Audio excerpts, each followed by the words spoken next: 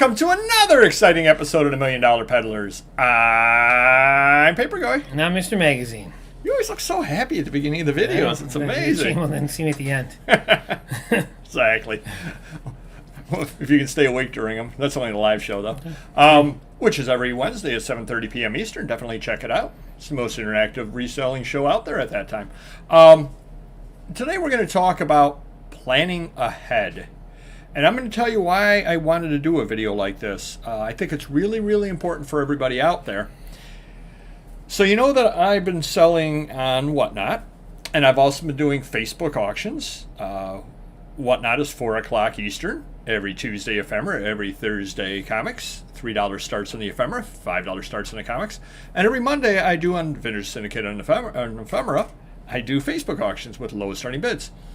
However, you've been around a little bit around the Whatnot, and you know how you set the things up with the weights and all that. Mm-hmm. And anything above 1 pound has to go priority. You see what I sell generally on eBay.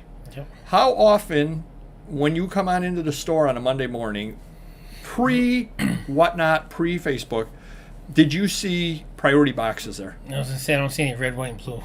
Yeah, never. Maybe once every 3 months I would sell something other that had to go out. Sure. Now that you're going in there, how often do you see priority boxes? It's like the 4th of July. Regularly. Yes. To use priority boxes, what do you need to have?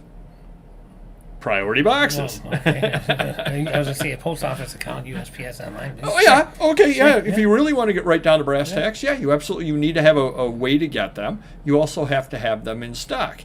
Now, I've had some for years and years. The post office probably is saying, when were these out? Some of the new people, because I think I've got some of the boxes left from like 1998, some of those rare old ones, which I probably ought to save. I don't think you're allowed to sell the old priority boxes, unfortunately. But I started seeing that, and I'm like, wait, I'm using up all the old boxes, and as these auctions grow, I'm going to need more and more boxes. And we're in a kind of a supply chain issue as well. Shocker. And what happened 2 years ago, right when the pandemic started, as far as supply from the post office, as a matter of fact? Oh, we were a month behind. The padded flavored envelopes were, it was like 4 months, 3 months. Extinct. They just were not out there, is what it came down to. In fact, and there were all kinds of rumors that they weren't going to be out there anymore because they were getting caught up, but people thought they were going to be ending, and so on. So I looked ahead and I said, wait a minute, if I've got 50 priority boxes that are left over from years ago, and I never order new ones, and now I'm sending out 4 to 6 out of each auction, so I'm doing 12 to 15 a week. I'm not real good at math, but that's about 3 weeks worth of boxes that I have sitting here. Right, yeah. I better go and order more. And you definitely have to do the same thing. And I will give you the perfect example. What was the big collection that you purchased that you showed me the video from? Well, Disney Snow Globes, yep. Do they take special boxes? Big boxes, yes.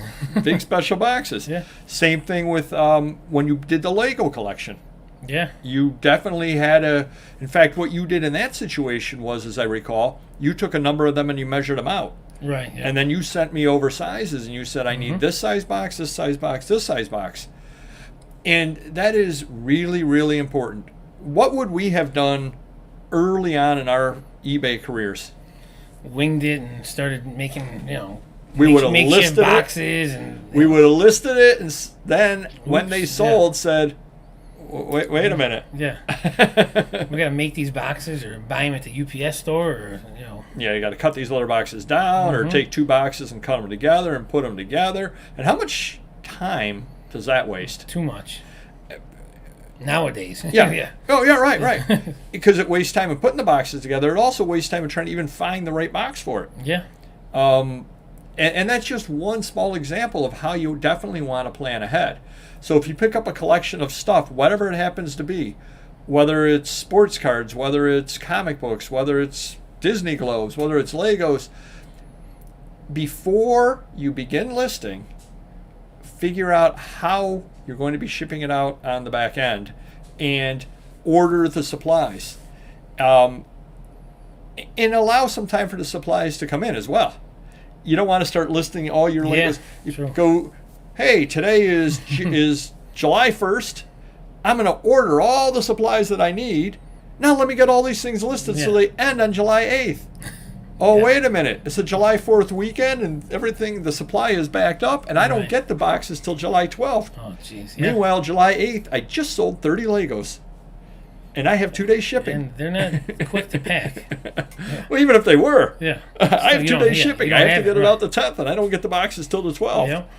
Uh-oh. What will that do to your account?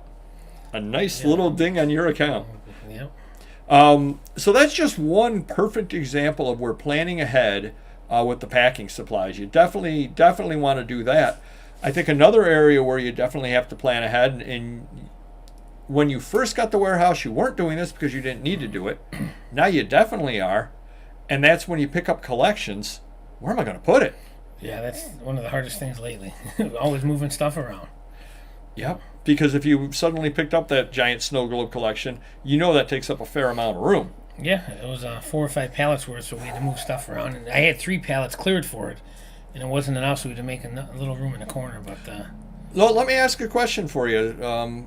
This is usually what we do on our live show, which you definitely want to check out because I ask them questions out of the blue and put them on the spot. When you list them, where are they going when they're listed? Well, we did have this big shelving unit for oversized items. Okay. It's filled to the brim now. There's no room on it. So we'll probably... There's a separate pallet by itself, so we'll probably take them off that one, and once they start listing, put them back on that one. How, and here's a good question too about planning ahead, and I'm going to put you on the spot for planning ahead, and maybe you have or have not thought about it. How many snow globes fit in one level on the pallet? If I'm going to guess, I'm going to say 9. 9. So. Well, they're 4 by 4. Now I'm going to say 12. 12 by 4, 16. 16. 4 okay. by 4. So then, because the pallets are 4 by 4, and say each snow globe's a foot. Makes sense. So 15. Well, then the question comes in: how are you going to pack them, and how high are you going to put them? Because what happens if the bottom one in the inside sells? Well, the good thing is there's quantities of them all, so we don't have 300 different ones. Okay. We might have 30, 40, 50 different ones, and we'll probably, in a perfect world, Amazon will allow us to list one on their site, eBay, no problem. So if we list 2 per, you could probably get, say, 4 different ones on each level, maybe go 3 high, and it shouldn't be that bad. Okay, because that was what I was wondering too. Is if you had 300 different ones and you've got 5 high, 4 wide, and all of a sudden, of course, what ends up happening? Always the one that sells is the one that you don't see on the outside. Then you start moving everything around to get in there. And yep. But again, planning ahead makes a big difference on that kind of thing. We bought shelving and thousands of dollars in shelving in advance for certain collections. So because I would know, like, hey, I don't know where to put this, and we can't just put it all on pallets. We're going to list them. We got to get them organized. Like that Pennsylvania deal, we had to put those in order because of the numbering. So definitely got to cost money sometimes to plan ahead, but it's well worth it. Wait. You mean that you don't really want to just have somebody or other call you in San Diego and say, I got a great collection. You fly out there, look at it, and go, how am I going to get this home? I just bought the stuff, and it's got to be out by tomorrow. Yeah, right. Is there a Penske place near here? Great. Think I can rent 3 Penskes and drive them like 20 feet and run into the next one and drive it 20 feet and go across country? Or rent Gil and his family. So hopefully that does help you some. The more thought that you put into everything beforehand, you plan ahead, you get your supplies in place, you have a listing plan, you have a storage plan, the better off you're going to be. Better to be over planning and not having needed to do some of the stuff than just be caught flat-footed and not have a plan. Yeah. I don't think there's any doubt all about it. And I think the best plan of all is hitting the like button. Yeah. And we will see you next video. Take care. Bye-bye.